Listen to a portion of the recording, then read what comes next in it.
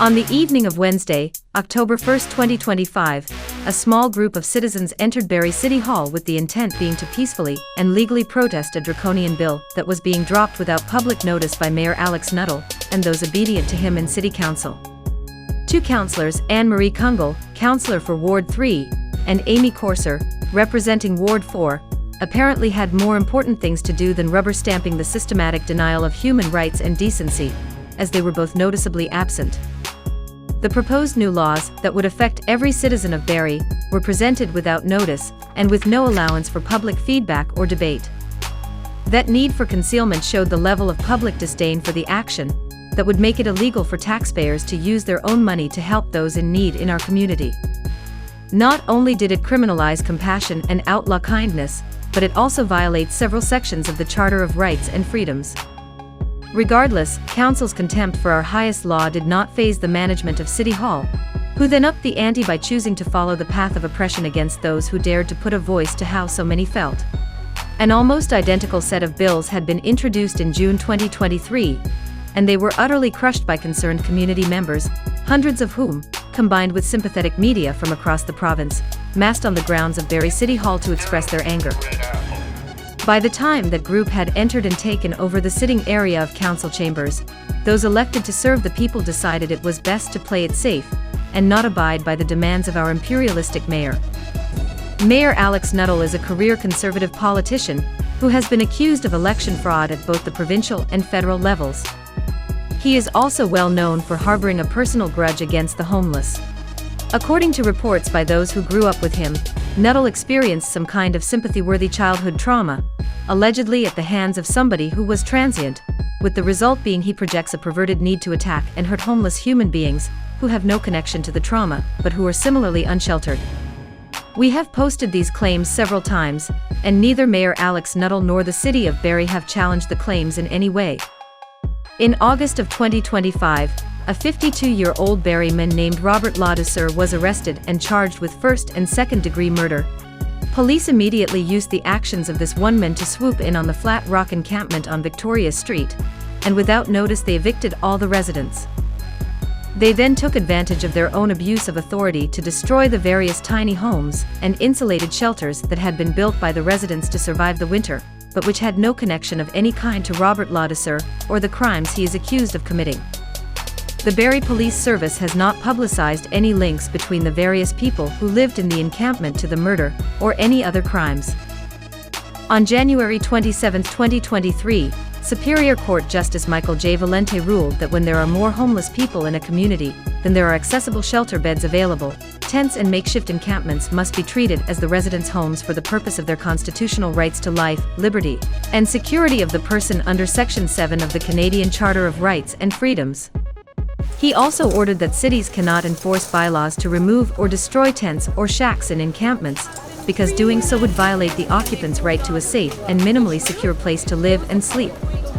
In effect, the ruling establishes that tents and other temporary shelters are to be regarded as dwellings, equivalent in terms of the charter protections that attach to a person's home or shelter when no other safe alternative exists. That law applies to all communities in Ontario.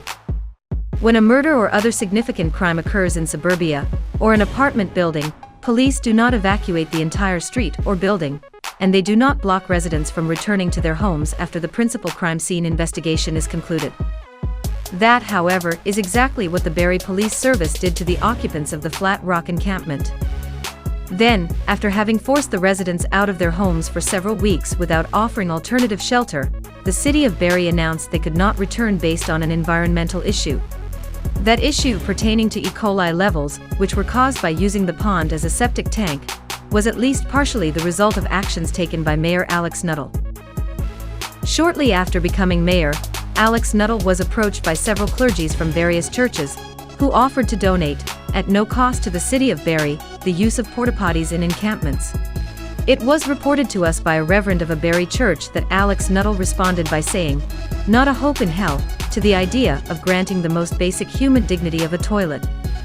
If not for the arrogance of our mayor, taxpayers would not now likely be paying $1 million for an easily avoided environmental cleanup. The city of Barrie manufactured a reason to evict those who were struggling to survive in the worst and most dehumanizing level of our society, and Mayor Alex Nuttall's actions were no less unlawful and abusive of human rights than a mayor choosing to run bulldozers through houses in suburbia because a family of people of color had moved into the neighborhood. Back at City Hall, when the protesters arrived, carrying signs and silently standing in the highest levels of the council chamber, Mayor Alex Nuttall demanded that they not display signs, to which one young woman stated that as the council had sidestepped standard process by pushing the timing on the bill to the shortest possible time period, protest was the only way of letting the elected municipal lackeys know how they felt. It is clear from his actions that Alex Nuttall is so weak that he must always be blindly obeyed.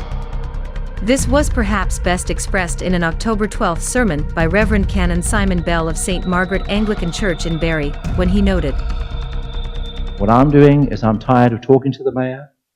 I'm tired of being shouted at. I'm tired of being insulted. I'm tired of sitting through meetings for hours and hours and hours where he's belligerent and horrible and nasty and insulting to us. And so I've given up on that conversation.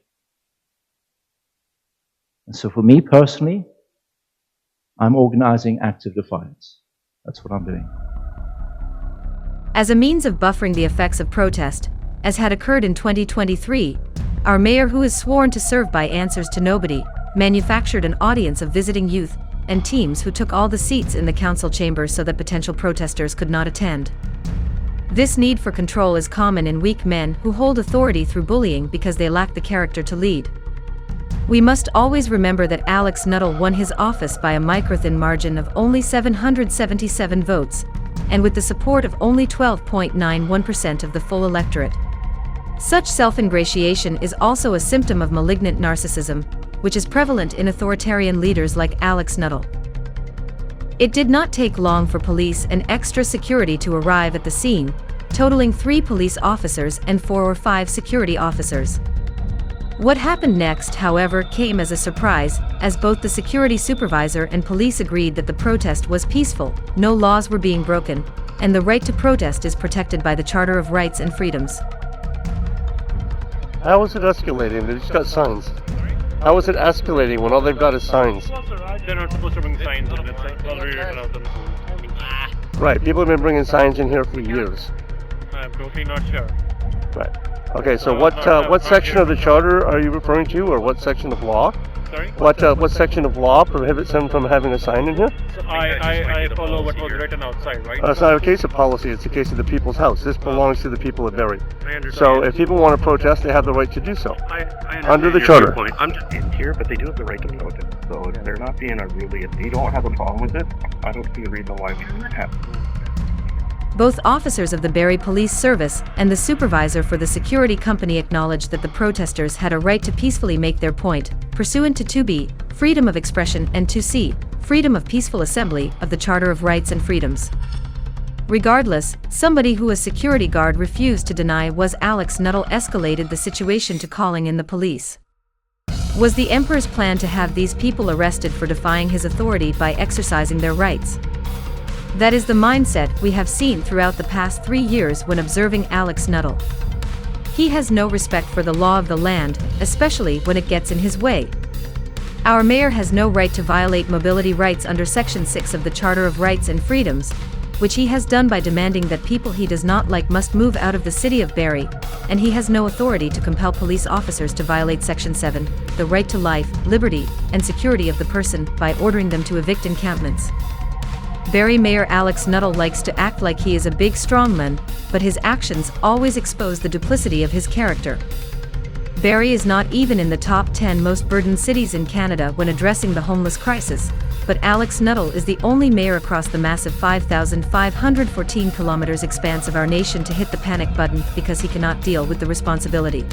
Every other community in our nation is dealing with the crisis, with many investing in long-term solutions based on compassion. Meanwhile, since becoming mayor of Barrie, Alex Nuttall has embraced a fascist approach of subjugation and oppression, destroying shelter, denying basic services like a warming center, and deporting our social issue to other, smaller communities that do not have the resources that are needed to provide properly for those being booted out of the only town many know as home. It is time for this to end. As was shown at the protest in City Hall, and as we demonstrate every day, we can say no to the tyrannical, pathetic, self-anointed emperor who was barely voted into office.